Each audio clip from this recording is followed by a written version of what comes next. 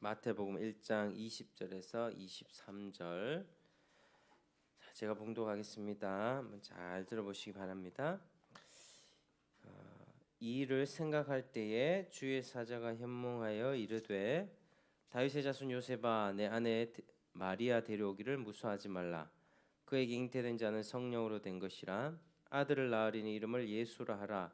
이는 그가 자기 백성을 그들의 죄에서 구원할 자이심이라 하니라. 이 모든 일이 된 것은 주께서 선지자로 하신 말씀을 이루려 하심이니 이르시되 보라 처녀가 잉태하여 아들을 낳을 것이요 그의 이름은 임마누엘이라 하리라 하셨으니 이를 번역한즉 하나님이 우리와 함께 계시다 아미라. 아멘. 우리 이제 계속해서 우리 소요리 문답은 이제 교리죠. 교리. 하나님께서 이 말씀을 우리에게 진리를 전해 주실 때는 이 교리의 체계를 통해서 이렇게 주십니다. 그래서 하나님이 어떤 분인지, 예수님의 신성과 인성은 어떤지, 사람은 어떻게 구원받는지, 성령은 어떻게 역사하시는지, 삼위일체의 교리, 이런 교리 모든 교리들이 이런 하나님의 진리를 다 담고 있는 핵심적인 체계입니다. 소요리 문답은 아주 기본적인 것이죠. 그래서 우리가 이거 잘 들어야만 합니다. 계속해서 우리가 11문을 배워보는데요. 11문 하나님의 섭리를 배우고 있습니다. 자, 11문 그 주보 안쪽에 문 답 한번 같이 읽어보겠습니다. 문 시작.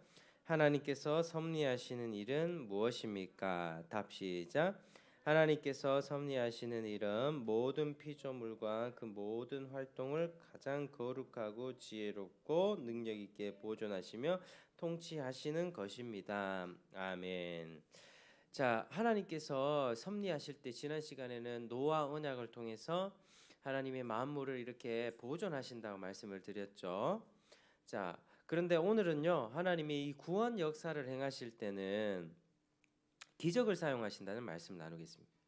노아의 이 보존 언약을 통해서 이 세상이 보존이 되는 가운데 구원의 역사가 막 일어납니다. 그렇지 않습니까? 이 지구가 안전하게 보존이 되어야지 이 지구 땅에 거하면서 살아가는 사람들이 구원을 얻든지 뭐 하든지 어떻게 되지 않습니까? 근데 이 구원의 역사를 행하시는 가운데에 하나님이 기적을 사용하신다. 그래서 이걸 한번 따라하겠습니다. 특별 섭리. 이 특별 섭리에 관해서 말씀드리겠습니다.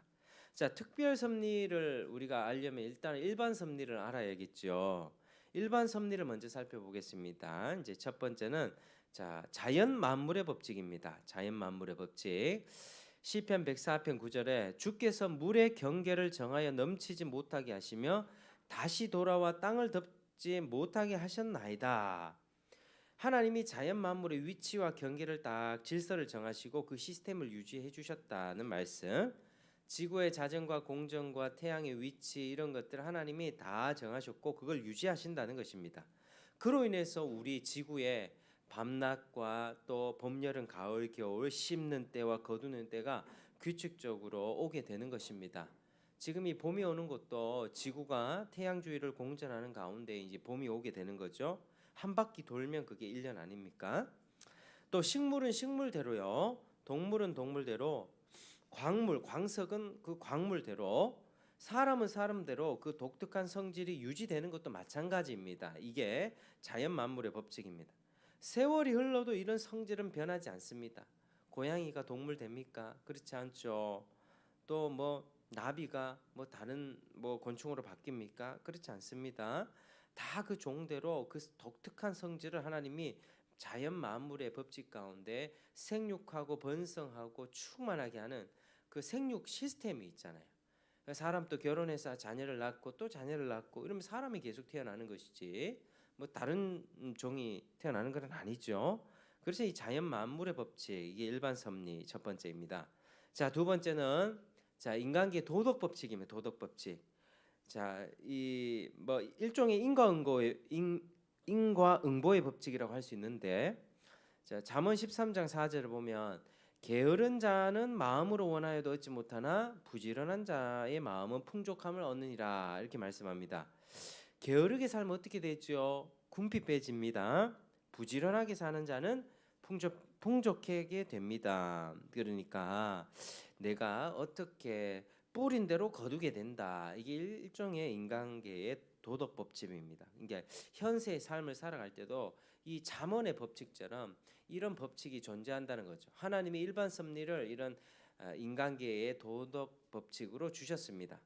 자, 세 번째는 이제 영적인 법칙입니다. 영적인 법칙. 자, 방금 제가 말씀드린 도덕 법칙을 현세의 눈으로 본 법칙이라면 영적 법칙은 이제 영원한 눈으로 본 법칙입니다.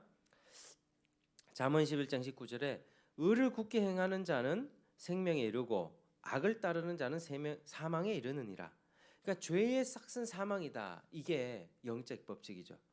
그러니까 하나님이 요구하시는 의를 100% 순종하시는 자에게는 생명을 얻고 죄를 지으면 어떻게 됩니까? 사망하게 되는 것. 이게 영적인 법칙입니다.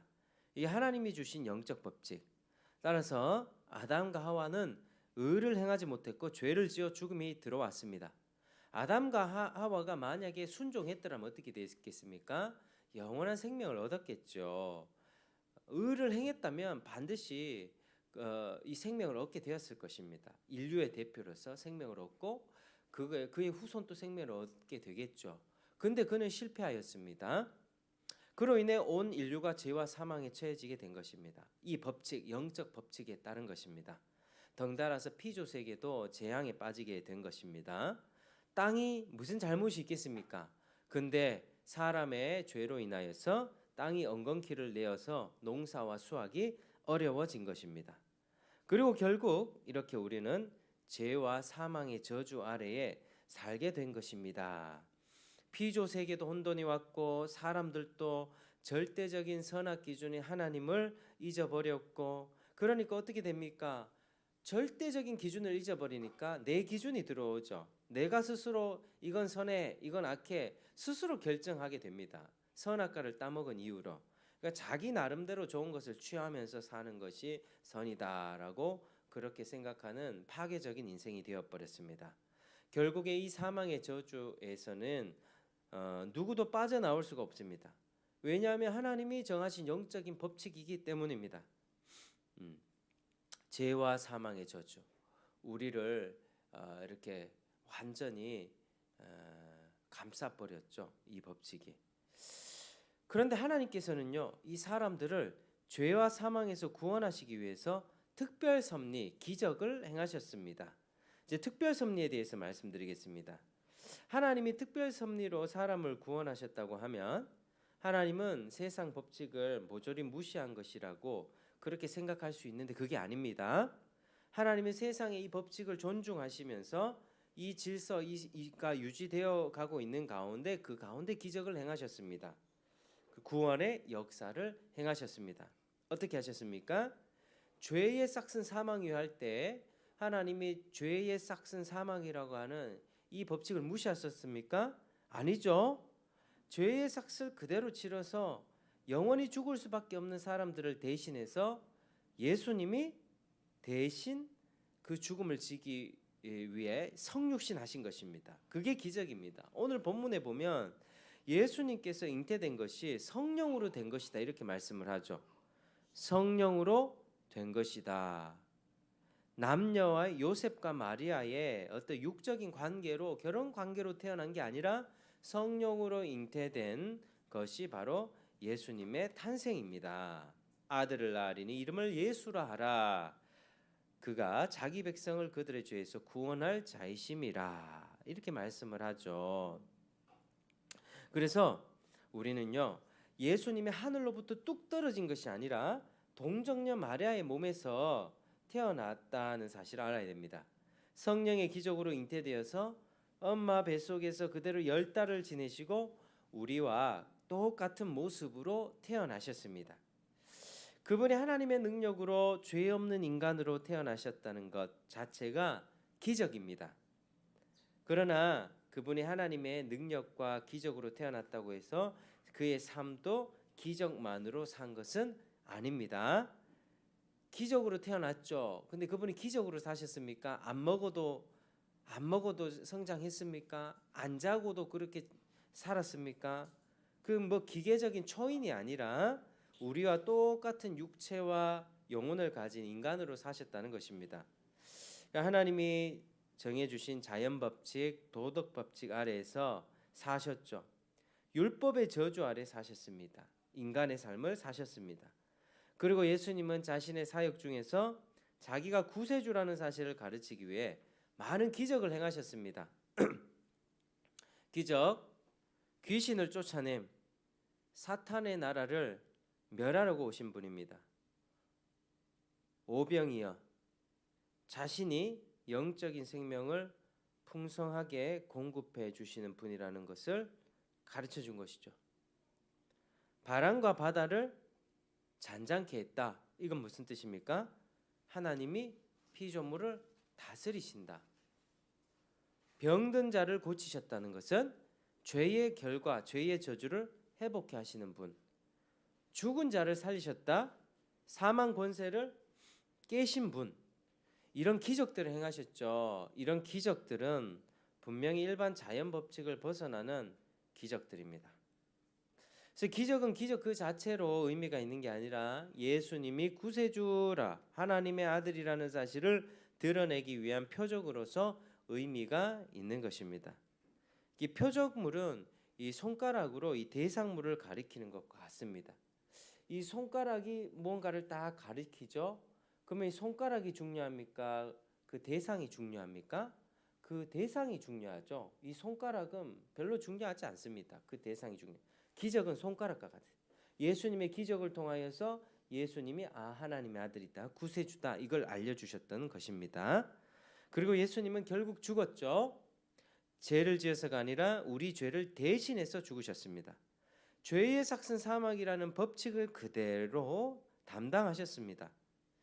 그러나 예수님은 의를 행하는 자는 생명을 얻는다는 그 법칙대로 또 부활하셨습니다. 예수님은 성부 하나님께 완전한 순종을 드리셨고 자신의 의로움을 인정받아서 하나님으로부터 부활 생명을 얻은 것입니다. 그리하여 이 의와 생명이 우리에게 전가될 수가 있는 것입니다. 믿음으로 전가가 되죠. 우리의 죄는 예수님께 전가, 예수님의 획득하신 의는 우리에게 전가됩니다. 그래서 이중 전가를 합니다. 한번 따라하겠습니다. 이중 전가. 이중 전가.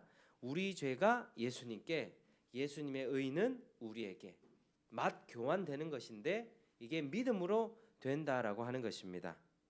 그래서 하나님은 예수님을 통해서 인류를 구원하시는 사역 가운데 기적을 여러 사용하셨다. 기적으로 태어나셨고 기적을 행하셨고 그것으로 자신이 구세주됨을 알리셨다.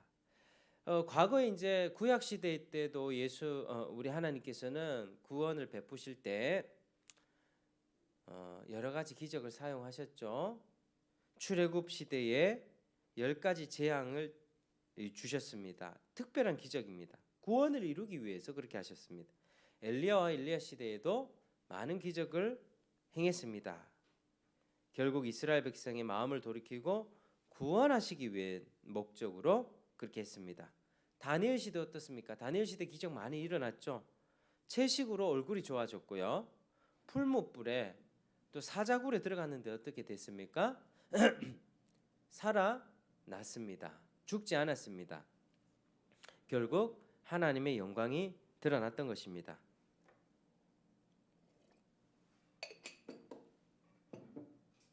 기적이란 이 기적 자체로 의미가 있는 것이 아닙니다.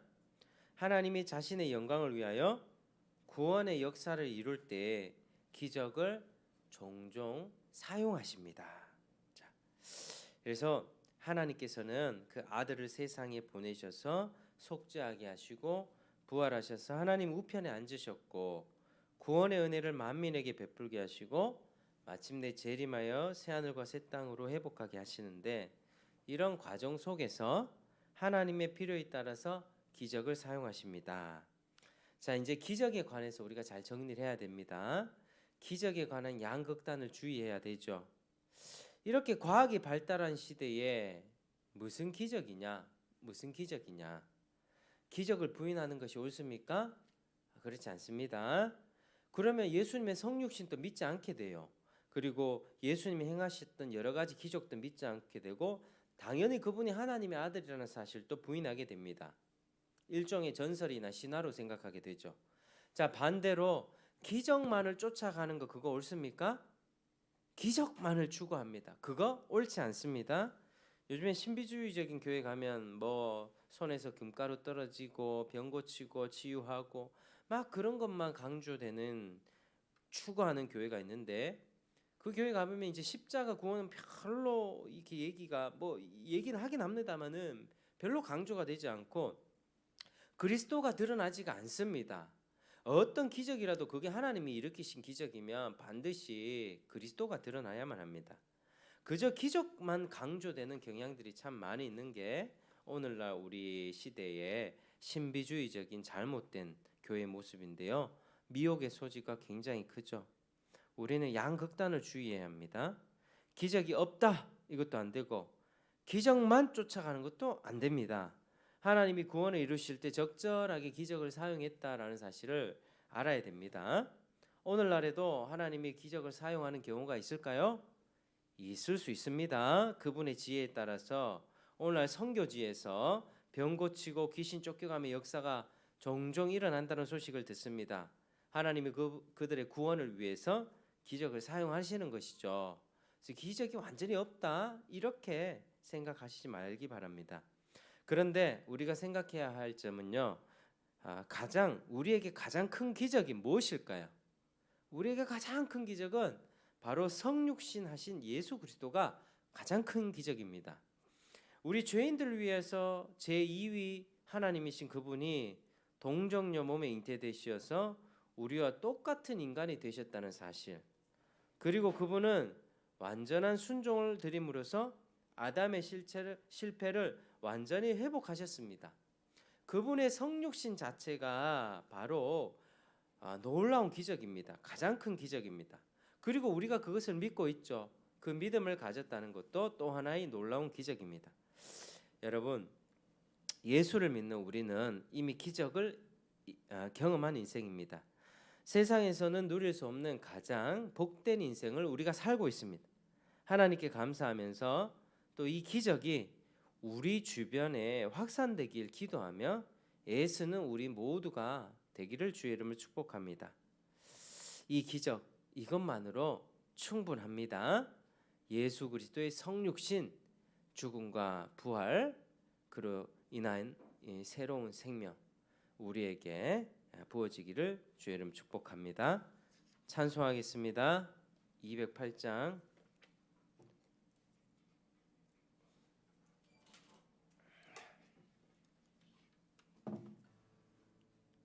208장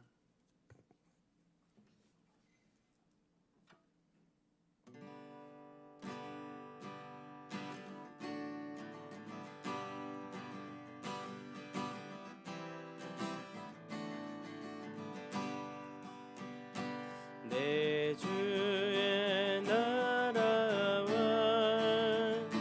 주께 주신 성전과 피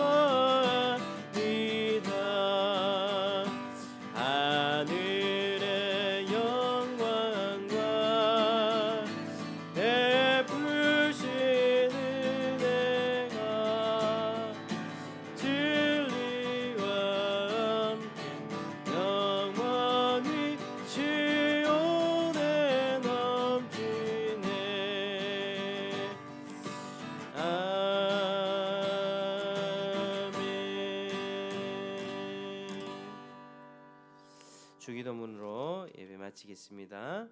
하늘에 계신 우리 아버지여, 이름이 거룩히 여김을 받으시오며 나라가 임하시오며 뜻이 하늘에서 이루어진 것 같이 땅에서도 이루어지이다. 오늘 우리에게 일용할 양식을 주시옵고 우리가 우리에게 죄 지은 자를 사하여 준 것 같이 우리 죄를 사하여 주시옵고 우리를 시험에 들게 하지 마시옵고 다만 악에서 구하시옵소서. 나라와 권세와 영광이 아버지께 영원히 있사옵나이다. 아멘.